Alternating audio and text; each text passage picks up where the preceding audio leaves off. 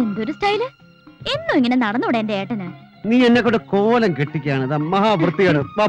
അലിയപ്പോ വണ്ടി എടുക്ക. നമ്മളെങ്ങോട്ടാ പോകുന്ന? പപ്പ എല്ലാം പറഞ്ഞു. അയ്യോ, നോ ഐഡിയ. ചോദിച്ചിട്ട് പറയുന്നില്ല. അല്ലാതെ എങ്ങോട്ടാ സർ? പപ്പ ആലിയപ്പ ചോദിക്കുന്നില്ലേ നമ്മൾ എങ്ങോട്ടാ പോകുന്നത്? ബുദ്ധി. അലിയപ്പോന് ലെഫ്റ്റും റൈറ്റും അറിയാലോ. ഇടത്തും വലത്തും അല്ലേ? ആ, എന്നാ കയറിക്കോളൂ, ബാക്കി ഞാൻ പറഞ്ഞോളാം. നിനക്ക് പോകേണ്ട വഴിയിലെ ഡീറ്റെയിൽഡ് റൂട്ട് മാപ്പ് ഇല്ലാതെ വണ്ടി എടുക്കില്ലേ? ഇത് ചില ഓട്ടോറിക്ഷക്കാരെ സവാരിക്ക് വിളിച്ച പോലെ. നീ ആരാ? ഹിമാലയൻ കാർ റാലിക്ക് പോകുന്ന റേസിംഗ് ചാമ്പ്യനോ? ഫിനിഷിംഗ് പോയിന്റ് റൂട്ടും ചോദിക്കാൻ? കാർ എടുക്കടാ, കാർ എടുക്കടാ, കാറ്. വരൂ മോളെ, വരൂ. കാണാതായപ്പോ സ്വാമിയെ ഞാൻ അങ്ങോട്ട് വിളിക്കാനിരിക്കായിരുന്നു. അകത്തേക്ക് ചെല്ലി റൂട്ട് മാപ്പും ഫിനിഷിംഗ് പോയിന്റും ഒക്കെ പിടികിട്ടു. വരുന്നില്ലേ? വരുന്നു. പ്ലീസ് വരൂ വരൂ, ഇരിക്കൂ. സ്വാമി പറഞ്ഞതിലും കുറച്ച് ലേറ്റ് ആയി. സ്വാമി രാഹുകാലമൊക്കെ നോക്കുന്നുണ്ടാവും. ഇന്ന് ഉച്ച കഴിഞ്ഞല്ലേ രാഹുകാലം? ഞാൻ യമകണ്ഠ കാലമാണ് നോക്കുക. അങ്ങനെയും ചിലരുണ്ട്. ഈ തമിഴ്നാട്ടിലെ ചില ജ്യോത്സ്യന്മാർ പറയണത് രാഹുകാലം നോക്കേണ്ട കാര്യമില്ലെന്ന്. എവിടെ ആന്റി നമ്മുടെ കക്ഷി? ഡ്രസ്സിംഗ് ടേബിളിന്റെ മുന്നിൽ തപസിരിക്കുക. ചെന്ന് നോക്കട്ടെ. ഞങ്ങള് 4 പേരാ ക്ഷമിക്കാൻ അമ്മമാരായിട്ട്. എന്താ? അല്ല, 2 പേരെങ്കിൽ സ്റ്റേറ്റ്സിലാണ്. ഈ 4 പേർക്കും പെൺകുട്ടികളേ ഇല്ല. അപ്പൊ പിന്നെ ഊഹിക്കാലോ, അവളുടെ വിവാഹം എന്ന് പറഞ്ഞാൽ ഞങ്ങൾക്ക് അത് ഋഷി തന്നെയാവും. പരമേശ്വരനെ കുറിച്ച് ആദ്യം കേട്ട പോലെ തന്നെ കാഴ്ചയിലും എനിക്കങ്ങ് ബോധിച്ചു. അപ്പൊ പിന്നെ അധികം അല്ല അധികം നീട്ടിക്കൊണ്ട് പോകാതെ ഡേറ്റ് അങ്ങ് ഉറപ്പിക്കണം, അല്ലേ സ്വാമി? അത്ര പെട്ടെന്ന് നടക്കുമെന്ന് തോന്നുന്നില്ല. അതെന്താ?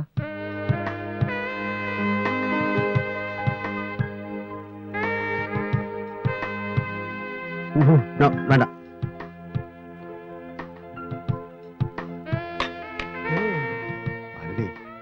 അവർക്ക് എന്തെങ്കിലും സംസാരിക്കാൻ ആയിക്കോട്ടെ, അല്ലേ സ്വാമി? അതിനെന്താ അവല്ലോ. അതിവിടെ വെച്ച് വേണ്ട അല്ലേ ഏട്ടാ? അതെ, അത് ഇവിടെ വെച്ച് വേണ്ട. ഇവിടെ ആവുമ്പോ ഏട്ടൻ ഫ്രീ ആവില്ല. നമുക്ക് പോകാം പപ്പ. എന്നാ പിന്നെ ഒരു നല്ല അസ്ട്രോളജറെ കാണണം, ഡേറ്റ് നോക്കണം. ഒരു 3 months ടൈം അത്രയും പോരെ സ്വാമി? എനിക്കാ എന്നെ വിളിക്കുന്നു പറഞ്ഞിരുന്നു. ഹലോ, എവിടെ? എന്താ? അയ്യോ അയ്യോ സ്വാമി, ഇത് ഞാനാ, ഡോക്ടർ കോശി. വയറുവേദന എങ്ങനെയുണ്ട്? വേദന കൊണ്ട് പൊളയുകയാണെന്നോ? കൺസ്ട്രക്ഷൻ സൈറ്റിൽ നമ്മുടെ ആക്സിഡന്റ്. എന്നിട്ട് പൊളയാണെന്നോ? അല്ല, തന്റെ ശബ്ദത്തിന് എന്ത് പറ്റി? പൊളയാണെങ്കിൽ ഇങ്ങോട്ട് പാടോ. എത്ര പേർക്കാണ് തന്റെ അശ്രദ്ധ കൊണ്ട് അപകടം പറ്റിയെന്ന് നോക്കണം മിസ്റ്റർ. എന്റെ അശ്രദ്ധ കൊണ്ടോ? പോക്കരുത്തരം പറയരുത്. വയറിളകി ചാവാൻ കിടക്കുന്നവൻ ബിരിയാണിയെ കഴിക്കൂന്ന് വാശി പിടിക്കരുത്.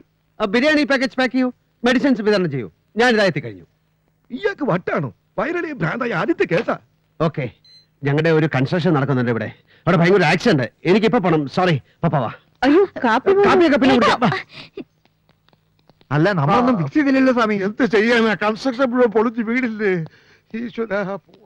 കാർ എടുക്കണ കാറ്. ഓക്കെ, വന്നോളൂ. നീ കേറ. താനിങ്ങോട്ട് വന്നു. താനിവിടെ നിൽക്കേ. എന്നിട്ട് ആ പെണ്ണോട് പറയാൻ എനിക്ക് അവളെ ഇഷ്ടമായിട്ടില്ലെന്ന്. മനുഷ്യനെ ചതിച്ച് കല്യാണം കഴിപ്പിക്കാൻ നോക്കുന്നു ചുപ്രം പട്ടരെ. ഞാൻ എങ്ങനെ പറയും? മലയാളത്തിൽ തന്നെ തിരുവാതിർന്ന് പറയണോ? വണ്ടി എടുക്കാം. ചോദിക്കട്ടെ, സത്യത്തിൽ ഏതെങ്കിലും കൺസ്ട്രക്ഷൻ സൈറ്റിൽ അപകടം ഉണ്ടായോ? ഉണ്ടായി. ഇല്ല, പക്ഷേ പിന്നെ എന്താ പുള്ളി അവസാനം പറഞ്ഞിട്ട് പോയേ? അത് കുട്ടിയെ ഇഷ്ടമായില്ല എന്ന് പറയാൻ പറഞ്ഞു. ഓഹോ, ഇഷ്ടമായില്ല അല്ലേ? സ്വാമി വാ.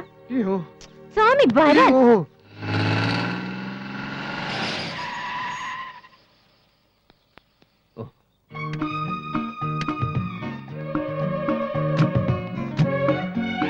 എന്താ എന്താ ഇപ്പൊ എന്തിനാ ഇങ്ങോട്ട് വന്ന്? സ്വാമി കാര്യങ്ങളൊക്കെ പറഞ്ഞില്ലേ? സ്വാമി പറഞ്ഞു ഞാൻ വിശ്വസിച്ചിട്ടില്ല. പപ്പയുടെ ഏട്ടൻ എന്നെ ഇഷ്ടമായില്ലെന്ന് പറഞ്ഞു. പതുക്കെ പറ, പപ്പ അകത്തുണ്ട്. അവളെ കൂടി കാണാനാ ഞാൻ വന്നത്. അവള് പറഞ്ഞിട്ടാ ഞാൻ ഇന്ന് ഒരുങ്ങി നിന്നത്. അവള് പറഞ്ഞതിനപ്പുറം അവളുടെ ഏട്ടൻ ഒന്നും ചെയ്യില്ല എന്ന് പറഞ്ഞിട്ട് ഇപ്പൊ എന്നെ ഇഷ്ടമല്ലാന്നല്ലേ? ഇഷ്ടമല്ല എന്ന് പറഞ്ഞത് കല്യാണം കഴിക്കാൻ ഇഷ്ടമല്ല എന്നാണ് പറഞ്ഞത്. എന്താ എന്താ അതിന്റെ കാരണം? എന്നെ ഇഷ്ടപ്പെടാതിരിക്കാനുള്ള കാരണം എനിക്കതാ അറിയേണ്ടത്. വലിയ ഐശ്വര്യ റോയ് ഒന്നും അല്ലെങ്കിലും തീരെ ബോറല്ലാത്തൊരു പെൺകുട്ടിയാ ഞാൻ. പിന്നെ സ്വാമിക്ക് അറിയോ? പിന്നെ നിങ്ങൾക്കൊരു പിണ്ണാക്കോ അറിയില്ല. നിങ്ങൾ മിണ്ടരുത്. 7th സ്റ്റാൻഡേർഡ് പഠിക്കുമ്പോഴാ എനിക്ക് ആദ്യത്തെ ലവ് ലെറ്റർ കിട്ടിയത്. പതുക്കെ ഈ പറഞ്ഞത് തന്നെ ഒന്ന് പതുക്കെ പറയൂ. 7th സ്റ്റാൻഡേർഡ് എന്ന് വെച്ചാൽ 12ാം വയസ്സിൽ. പിന്നെ ലൈഫിൽ മൊത്തം 432 ലവ് ലെറ്റേഴ്സ് കിട്ടി. ഞാനൊന്നിനും മറുപടി കൊടുത്തില്ല. എന്താ അവരുടെ അഡ്രസ് അറിയില്ലായിരുന്നു? ഓ, എനിക്ക് ദേഷ്യം വരുന്നുണ്ട് കേട്ടോ. എനിക്ക് മറ്റൊരാളെ മാരി ചെയ്യാൻ പറ്റില്ല. പപ്പയുടെ ഏട്ടൻ എന്നെ മുഴുവൻ കണ്ടോല്ലോ. ഓഹോ, അങ്ങനെ ചില ഡെവലപ്മെന്റ്സ് ഉണ്ടായോ? ഞാൻ എന്ത് കണ്ടെന്ന്? ഞാനൊന്നും കണ്ടില്ല, ഞാനൊന്നും കണ്ടില്ല.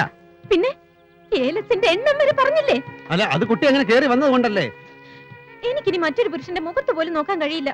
ഞാൻ പപ്പ ഏത് നിമിഷവും പുറത്തു വരും. ക്ഷമ, ഞാൻ പറഞ്ഞേക്കെ, ഞാൻ ക്ഷമ അവിടെ വന്ന് കണ്ടോളാം. ക്ഷമ ഇപ്പൊ പോ, അക്ഷമ കാണിക്കരുത് പ്ലീസ്. ഞാൻ അവിടെ വന്ന് കണ്ടോളാം. ഞാൻ വാ പിന്നെ പ്ലീസ്, ഞാൻ ക്ഷമ അവിടെ വന്ന് കണ്ടോളാം. ഞാൻ അവിടെ വന്ന് കണ്ടോളാം പ്ലീസ്. ക്ഷമ ഇപ്പൊ പോ.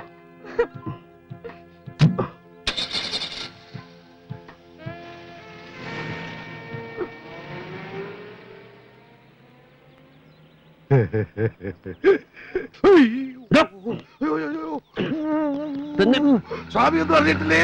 സ്വാമി ഒന്നും അറിഞ്ഞിട്ടില്ലേ? എന്ത് ചെയ്യാനാടോ, മന്ത്രിസഭയെ താങ്ങി നിർത്തേണ്ടത് നമ്മുടെ ആവശ്യമായി പോയില്ലേ?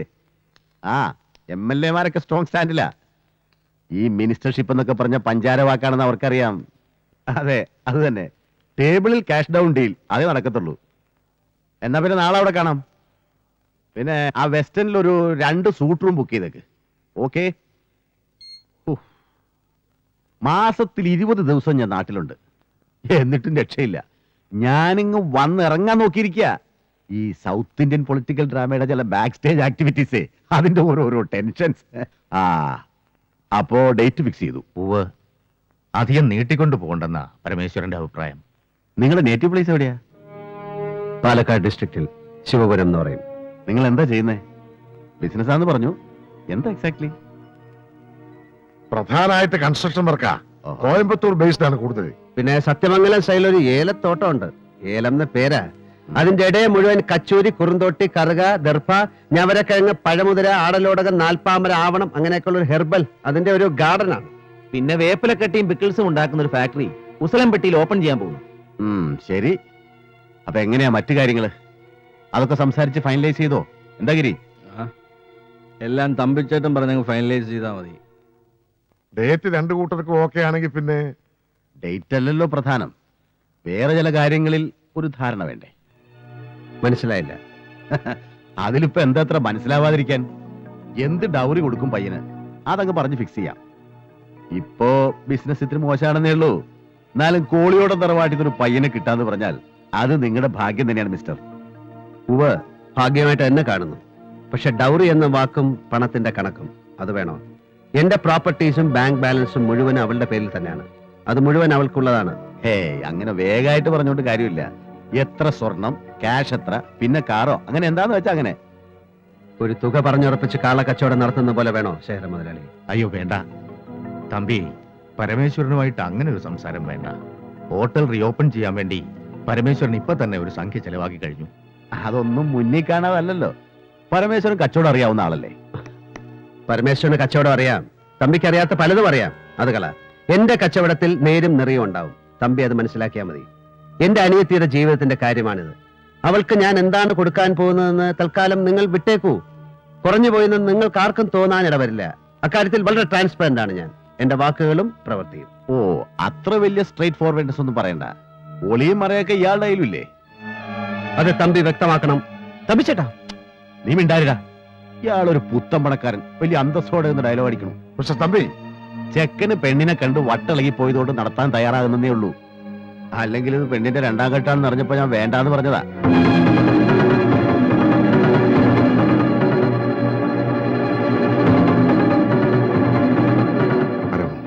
പ്ലീസ്. 2ാം ഘട്ടോ? അതേ അറിഞ്ഞില്ലല്ലോ. ആണോടാ? നീ എന്തറിയും, തലയ്ക്ക് വെളിവ് വേണ്ടേ? 2ാം ഘട്ടത്ത് പറയുമ്പോ തമ്പി ഒന്നോർക്കണം. വിവാഹം കഴിഞ്ഞു, ശരിയാ. ക്ഷേത്രത്തിൽ നിന്ന് വീട്ടിലേക്ക് പോകുന്ന വഴി കാർ ആക്സിഡന്റ് ഉണ്ടായി, പയ്യൻ മരിച്ചു. ആയിരിക്കാം, അല്ലായിരിക്കാം. നിങ്ങൾ പറയുന്നത് വിശ്വസിക്കല്ലാതെ വേറെ മാർഗമില്ലല്ലോ ഞങ്ങൾക്ക്. അത് വിട്ടുകള.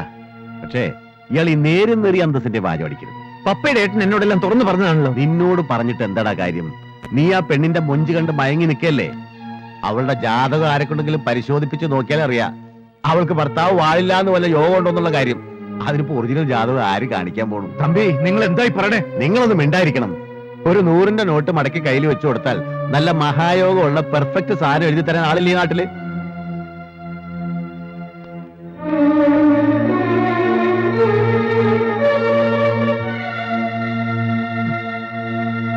എരപ്പാളികളാണ് മുഴുവനും. പണം പരമന് നട്സ് ആണ്, ജസ്റ്റ് നട്സ്. കോളിയോടന്മാരുടെ തലവഴി പണമിട്ട് ഞാൻ മൂടും. പക്ഷെ അന്തസ്സില്ലാത്ത വിട്ടുകളുടെ വീട്ടിലേക്ക് നിന്നെ പറഞ്ഞയക്കാന്ന് വെച്ചാൽ അതിൽ നല്ലത് പപ്പ അതങ്ങ് മറക്കുന്നത് തന്നെയാവും എന്ന് തോന്നി. അതാ ഇറങ്ങിപ്പോന്നത്. എന്താ നിനക്ക് മറന്നൂടെ? മറക്കാം. ഏട്ടൻ പറഞ്ഞ എന്തും മറക്കാം. മറന്നിട്ടുണ്ടല്ലോ. 1 മണിക്കൂറെങ്കിൽ 1 മണിക്കൂർ ഭാര്യയായിരുന്നിട്ട് വിധവയായപ്പോ ഏട്ടൻ പറഞ്ഞു മറക്കാൻ, എല്ലാം മറക്കാൻ. ഞാൻ മറന്നല്ലോ. ഇതും മറക്കാം. എനിക്ക് അങ്ങനെ ഒരു യോഗം ഉണ്ടല്ലോ. എന്തിനാ ഈ ജീവിതകാലം മുഴുവൻ ഇവിടെ കഴിയാലോ ഏട്ടന്റെ അനിയത്തിയായിട്ട്. എനിക്കതും സന്തോഷ. പപ്പ സോറി മോളെ, ഞാൻ പോവാം. അവരെ കണ്ട് എങ്ങനെയാന്ന് വെച്ചാ അവര് പറയുന്ന പോലെ നമുക്ക് നടത്താം. അതിന് അവർ തെറ്റായിട്ടൊന്നും പറഞ്ഞിട്ടില്ല. എന്റെ ഈ വൃത്തികെട്ട മുൻകോപ എല്ലാത്തിനും കാരണം. എവിടെ പോവാനാ? ഞാൻ വിട്ടിട്ട് വേണ്ടേ? എന്റെ ഏട്ടൻ ആരുടെ മുമ്പിൽ തോറ്റിട്ട് എനിക്കൊന്നും നേടണ്ട. ഏയ്, നിനക്ക് വേണ്ടിയാവുമ്പോ അത് തോൽവിയല്ല പപ്പ. ഞാനൊന്ന് ആലോചിക്കട്ടെ. നന്ദൻ എന്റെ കൂടേക്ക് വന്നു. നേരിട്ടെന്തോ സംസാരിക്കണമെന്ന്.